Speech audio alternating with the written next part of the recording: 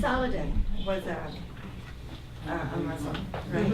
And when he was in the war, it was a war over Jerusalem. Is that There was the correct? Crusades, right? This was during the Crusades. So the Christians started the Crusades. So when Saladin won over Jerusalem, what did he do? He did not keep any of the prisoners of war. He allowed them to go out.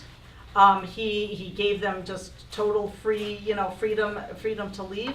And in fact, he's recognized in a lot of European history as being someone that was really the true face of chivalry in war.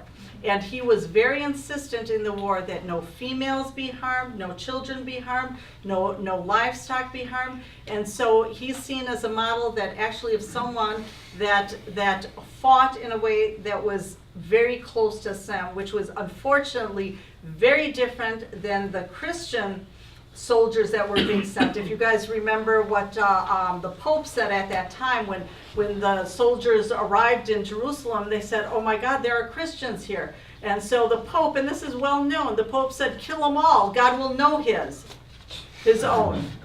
And so this is the problem. Muhammad did the same thing with Mecca, is that Yeah. correct? Mm-hmm. When he took Mecca? When he took Mecca, he told them anyone that remains in their homes, anyone that's not carrying arms against us, you are free.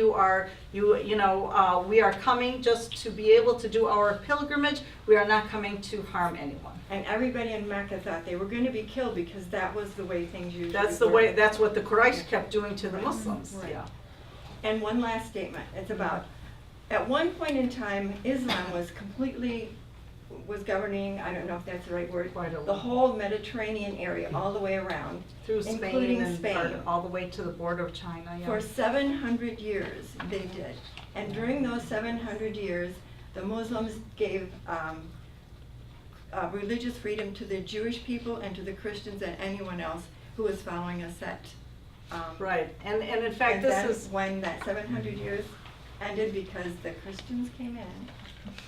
there was the breakup of there was the colonialism and the breakup of the Ottoman Empire and all of that, and then you had all the colonialist states, and that's what happened. But that's actually one of the things that Muslims pride themselves on, that our real history is that it was the Muslims that preserved in that entire region all of the synagogues and the churches and even the Buddhist statues. I mean, the Buddhist statues that came down in Afghanistan under the Taliban, I don't know how many of you guys remember, those had been up there for hundreds and hundreds of years, and it's like the Muslims had protected them, because this is actually one of the things that we are required to do, is protect the faiths of the minorities amongst us.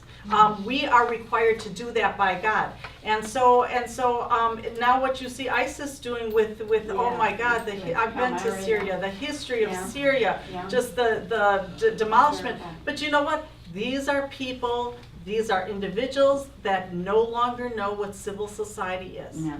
They are being led or brainwashed, and they assume that this must be, maybe this is the way to do it. That's what the United States did, didn't they? They were killing people left and right. And we're always disgusted when we see people beheaded because it's so barbaric. But what about when we're throwing these bombs, blowing up entire buildings, vaporizing people? That's not barbaric, or is it just because we don't see it? That's right.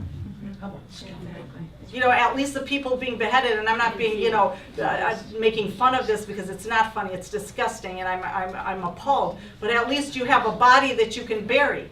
My husband, who's a medical physician, went during the after the first actually war in Iraq, and he went on a medical mission, and he was put in places where people were in bomb shelters, and the bombs that were thrown were so horrific that the people were vaporized, and their shadows are all that are left on the walls. They were vaporized.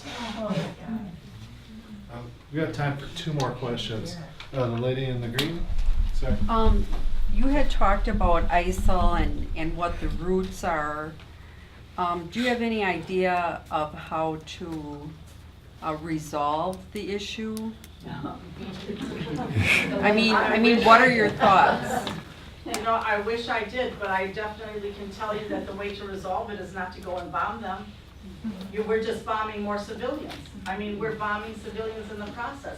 I think we have to find, you know, we're so quick to spend trillions and billions of dollars on weaponry and just killing people and destroying things and whatever, but we don't think about the idea of trying to find ways to find employment for these people, to do something, you know, to teach them civil society, to try and do something, because what you have to do is get the base of the recruits.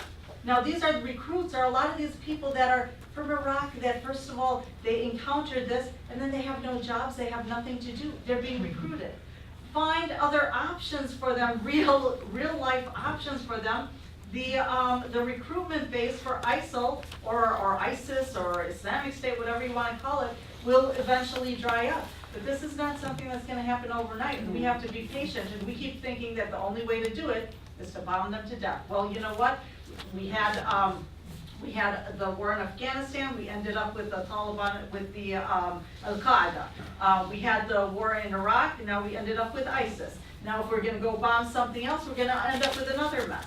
And don't you think also that as the United States, that we probably should have and could have definitely done something before this huge tragedy in Syria? Don't think that this is not going to leave and result in something really, really horrific as well. Just to bounce off that real quick, that you talked about Iraq and the employment issues there. A lot of when we went in and L. Paul Bremer dismissed all the officials from the Ba'ath Party, that's kind of what created the situations. All your police, all your military, all those people were left out with nothing. Absolutely. Yeah. Without understanding that in order to get a job in Iraq, you had to be a member of the Right, Ba'ath Party, absolutely. whether you Yeah. followed their tenets or not. Like in Ireland, Right. too. Yeah. Same Um, in Ireland. This is a quick. Your first and last quote, how can we get access to that? They were powerful. And also, what are do you have concerns on Hillary Clinton, and what are they briefly? Yeah, I do have concerns on her. I am very, I was very excited at first at the idea of a female running, but I'm sorry, I think she's, from my perspective, I might upset some people, but I think she's a right-wing Democrat. I'm not happy with her position on a lot of things, and I think that, she's not going to be too far different than people in, maybe the GOP. And that's really unfortunate because I think that she's bright, she's savvy, and more importantly, because of her husband, I think she has experience that a lot of others don't have, and I think she really could have made a big difference, but personally, I'm not too excited about her.